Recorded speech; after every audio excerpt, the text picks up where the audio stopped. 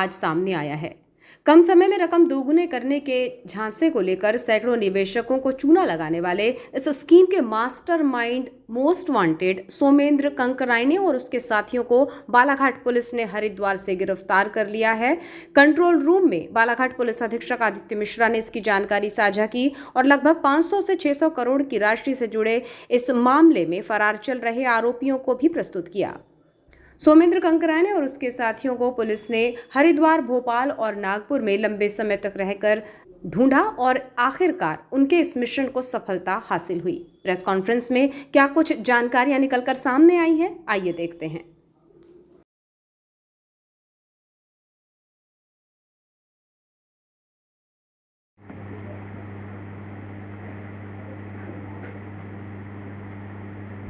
जैसा कि आपको विदित है कि 2016 से जिला बालाघाट में एक बड़ी लांजी क्षेत्र के ग्राम बोलेगांव से एक बड़ी अजीब सी स्कीम की शुरुआत हुई, जिसमें लोगों का बड़े स्तर पे ये मानना था कि यदि हम पैसा लगाते हैं तो वो पैसा बहुत जल्दी मार्केट के कंपैरिजन में बड़ी जल्दी डबल होके हमें मिल जाता है। तो शुरुआत में जब हुई थी तो 40% प्रति मंथ के हिसाब से एनुअल रेट ऑफ इंटरेस्ट इनके द्वारा बताया गया था कि किसी भी निवेशक को मिलेगा। 2016-17 में जब इसकी पहली बार शुरुआत हुई थी, उससे लेके 2019 तक काफ़ी लोगों ने, खासकर उस गांव क्षेत्र बोलेगांव जो बालाघाट जिले का गांव है, उसके आसपास लोगों ने निवेश किया। कुछ लोगों को हो सकता है शुरुआत में मुनाफा मिला भी हो, जिसके कारण लोगों के बीच में एक इस प्रकार की धारणा बन गई कि ये जो कृत्य हो रहा है या जो कार्य कर रहे हैं। जब 2022 में इसकी सीएम हेल्पलाइन शिकायत हुई थी और प्रारंभिक जांच की गई थी, तो जब इनके लैंड रिकॉर्ड्स, इनके कंपनीज के रिकॉर्ड्स, इनके फाइनेंशियल स्टेटमेंट्स और अन्य दस्तावेज जब ट्रैक किए गए थे, तो ये समझ में आया था कि जिन तरीकों से पैसा बनने का या पैसा बढ़ने का दावा किया जा रहा है, उस तरीके में उसके पीछे कोई फैक्चुअल कंटेंट नहीं मिल रहा है कि यदि आप किसी भूमिगत कारण से यदि आपका पैसा बढ़ रहा है या पैसे में इन्हेंसमेंट हो रहा है, तो उसके पीछे क्या रियल एस्टेट है या क्या चीज़ें, उसके बारे में तस्दीक नहीं हो पाई थी। तब जिला बालाघाट में सबसे पहले लांजी में अपराध क्रमांक 177/22, 178/22 और किरनापुर में 151/22 3 अपराध दर्ज हुए थे, जिसमें 177/22 जो था वो सोमेंद्र कंकराइने, तामेश मंसूरे, राकेश मंसूरे इत्यादि इनके परिवार के अन्यजन, जो इस प्रकार की जय माता दी, जय माँ अम्बे, जय माँ शीतला, अन्य विभिन्न कंपनियों के माध्यम से लोगों से पैसा निवेश करवा रहे थे। उनके संबंध में अपराध पंजीबद्ध किया गया था और इसी के साथ 178/22 में हेमराज जामाडारे और उनके जो साथी थे उनके ऊपर अपराध पंजीबद्ध किया था। किरनापुर में अजय तिड़के और इसी प्रकार के निवेशक स्कीम्स जो चलाते थे, इनके ऊपर मुकदमा दर्ज किया गया था। 2019 में जब ये पहली बार banning of unregulated deposit schemes act, जिसको हम लोग अनियमित प्रतिबंध जो कहते हैं, जमा योजना प्रतिबंध अधिनियम कहते हैं, 2019 में जो भारत सरकार लाई थी, उसके बाद मध्य प्रदेश में ये पहला मामला हुआ था और देश में भी दूसरा मामला था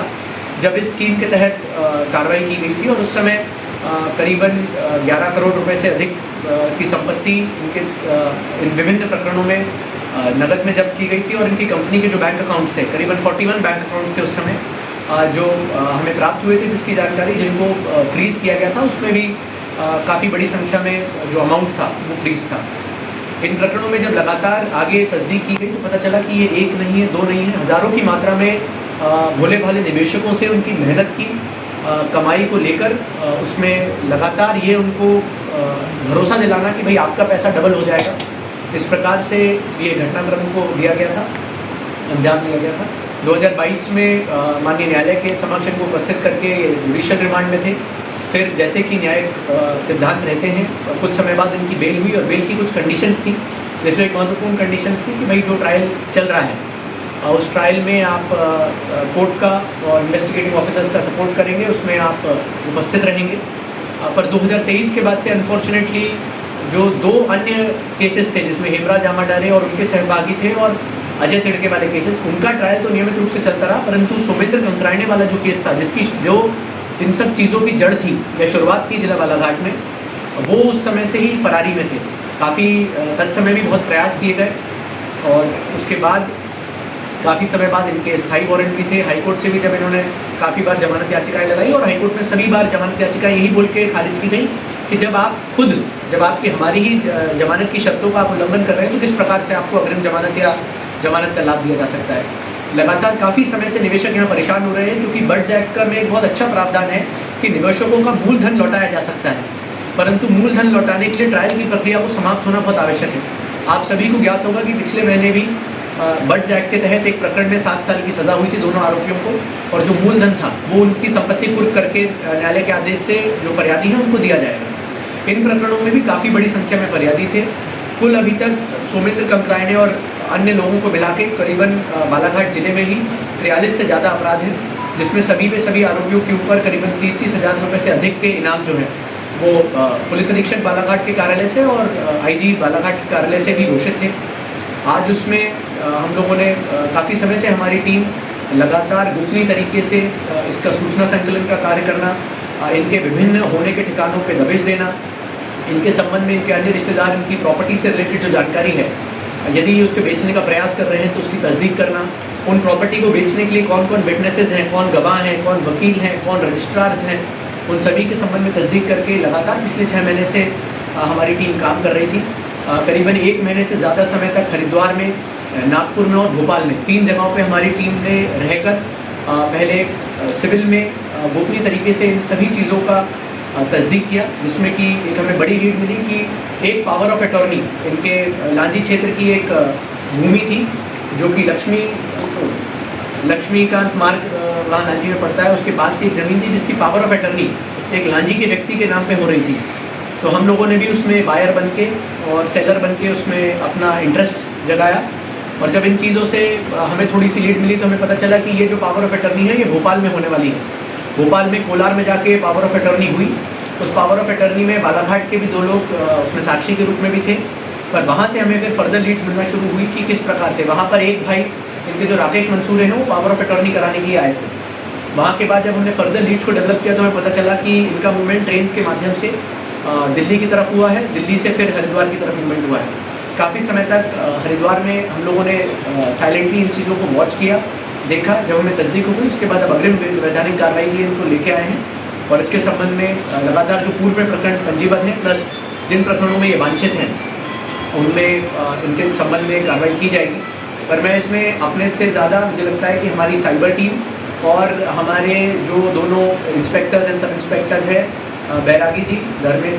रमेश जाट, शिवहरे, योगेंद्र मरावी, इन सभी लोगों ने पिछले 1-1.25 महीने से लगातार जीतोड़ मेहनत की है, क्योंकि किसी अन्य क्षेत्र में रहना, वहाँ पर भेस बदल के रहना, व्यवस्थित जानकारी एकत्रित करना और फिर उसके बाद ये भी इंश्योर करना कि सामने वाले ने जितने भी टेक्निकल डेटा निकाले, इन्होंने एक बार भी फ़ोन को नॉर्मल कॉल या व्हाट्सएप पे इस्तेमाल नहीं किया। जब इनसे अभी हम लोगों ने में पूछताछ की थी तो ये पता चला है कि टेलीग्राम ऐप के माध्यम से ये लोग लांजी के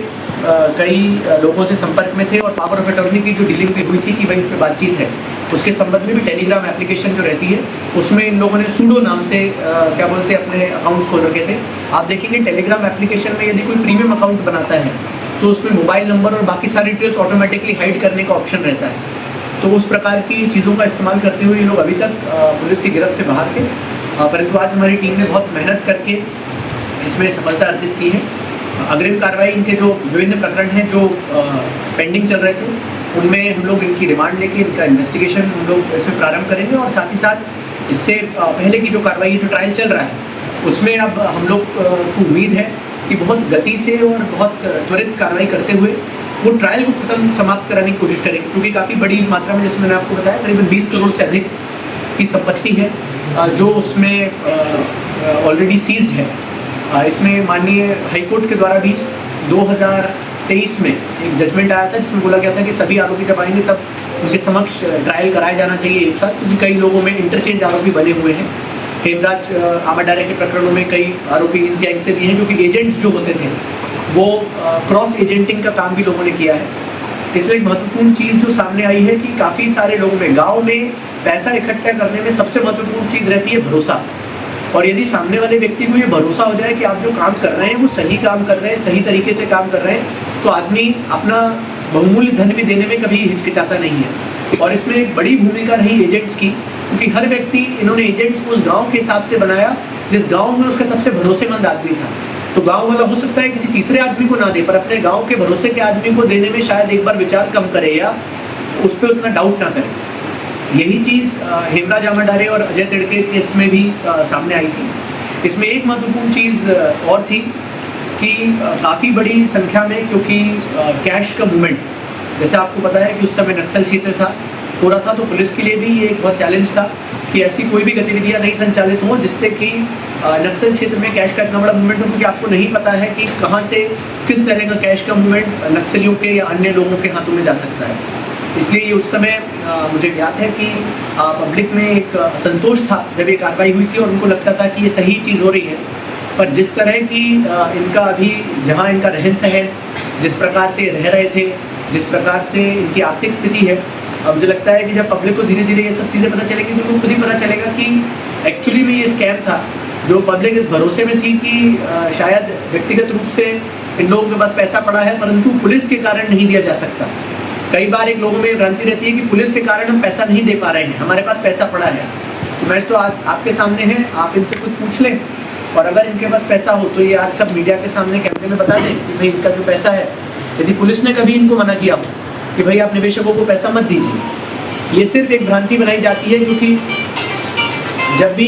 कभी अविनियमित जमा योजना के केसेस रहते हैं, उसमें जो सामने वाला व्यक्ति होता है, जो जमा योजना में मुख्य सरगना रहता है, वो हमेशा लोगों को भरोसा दिलाने के लिए एक बहुत लेविश लाइफस्टाइल दिखाएगा। आपको बड़ी बड़ी गाड़ियाँ दिखेंगी, आपको फ्लाइट के ट्रैवल दिखेंगे, आपको फेसबुक, इंस्टाग्राम, सोशल मीडिया के माध्यम से इस प्रकार की जानकारी मिलेगी कि बहुत विदेश ट्रैवल कर रहे हैं, बाहर ट्रैवल कर रहे हैं, जिससे लोगों को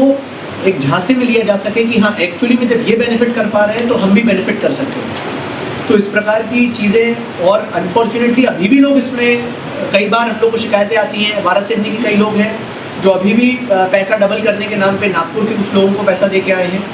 और कई गांव में अभी भी एजेंट्स जो हैं वो पैसा इकट्ठा कर रहे हैं, कलेक्ट कर रहे हैं। एक ये भी बातें आई कि जमानत के बाद भी कुछ लोगों ने इनको पैसा दिया, निवेश किया। जमानत के बाद जब ये 2022 में जमानत पे आए तो उसके बाद भी कई लोगों ने काफ़ी बड़ी संख्या में इनको पैसा दिया, ये सोच के कि ठीक है पुलिस का एक केस तो हो गया है, परंतु भविष्य में जब क्या बोलते डबल मिलेगा तो हमें उसका फ़ायदा मिल सके। हम शायद ट्रेन में छूट गए उस समय, उसके पहले ये कार्रवाई हो गई, परंतु उसके बाद भी लोगों ने जमा किया। तो ये बताता है कि यदि आप अंधविश्वास करके लालच के रूप में आप कहीं भी अपनी मेहनत की कमाई लगाएंगे तो वो नुकसान में ही जाती है। और दुनिया में ऐसी कोई स्कीम नहीं है जो आपको पैसा बिना मेहनत के डबल करके दे। आप जो हमारे फॉर्मल वेज ऑफ इन्वेस्टमेंट रहते हैं आप उसमें करें तो जो आपका एक फॉर्मल रिटर्न रहता है वो सबको प्राप्त हो सकता है। पर यदि आप ऐसे एक्स्ट्रावेगेंट रिजल्ट्स की कामना करेंगे कि 1 लाख का 2 लाख हो जाएगा, कोई दुनिया में ऐसी मशीन नहीं है जो पैसे छाप के दे रही है कि 1 लाख के 2 लाख के नोट निकाल के दे रही है। तो लोगों में अभी भी ये बहुत अंधविश्वास है। तो मुझे उम्मीद है कि अब शायद उनको भरोसा हुआ होगा कि इतने साल थे, बीच में ऐसा बताया गया कि पुलिस के कुछ अधिकारी रहने के कारण नहीं हुआ, अधिकारियों का ट्रांसफ़र हो गया, उसके बाद ये पैसा वापस लौटा सकते थे। 4 साल हो गए जिसमें इनको पैसा लौटाने का पर्याप्त समय था। एक लोगों के मन में ये भ्रांति और गांव में एक बड़ी ये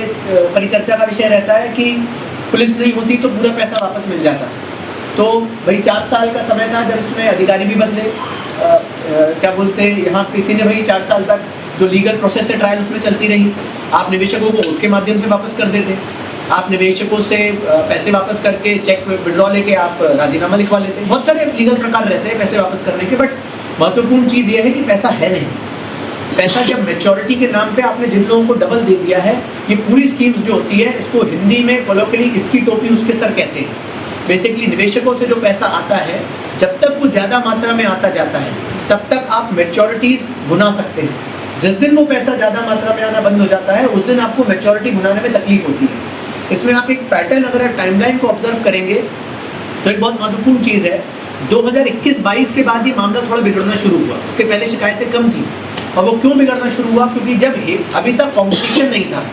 अभी तक सोमेंद्र आमाडारे और इनके सहयोगी जो थे ये अकेले एकमात्र ऐसे व्यक्ति थे जो निवेश ले रहे थे और पैसा आपको डबल करने का भरोसा दे रहे थे।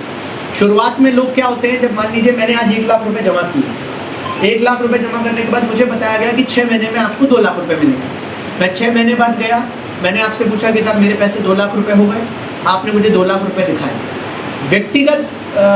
ये कहानी रहती है कि मैं अपने 1 लाख मूल निकाल लूँगा, क्योंकि मुझे ऐसा लगेगा कि चलो भाई मेरा जितना मैंने इन्वेस्ट किया था वो निकाल लिया और बाकी पैसा मुझे लगेगा कि जो एडिशनल एडवांटेज था तो इसको फिर से रोटेट कर देंगे। बेसिकली कभी भी जब इस प्रकार की बड स्कीम्स होती हैं इसमें रोलिंग स्टॉक बहुत ज़्यादा होता है कि आप 1 लाख रुपए का 2, 2 का 4, 4 का 6, 6 का 8, इस प्रकार से लोगों में मंशा बनी रहती है कि हम अपना पैसा डबल कराते जाएं।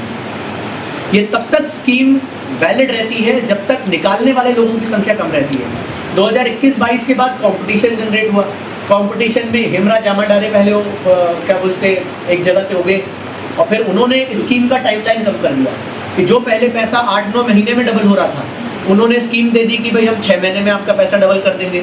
तो जब कंपटीशन बढ़ता है तो व्यक्ति अपना निवेश वहाँ से निकालना शुरू कर देता है जहाँ उसको लगता है कि मुझे ज़्यादा समय लग रहा है। तो इनके पास से पैसा निकलवाना शुरू हो गया कि भाई यहाँ से पैसा निकालेंगे, हेमराज जामाडारे को देंगे। तो उसके बाद तीसरी स्कीम शुरू हुई अजय तिड़के की। लोग ऐसा बताते हैं कि कभी कभी तो 2 घंटे में, 3 घंटे में, 6 घंटे में पैसा डबल करने की स्कीम उन्होंने बताई। तो हर जगह से तो जब पैसे का आउटफ्लो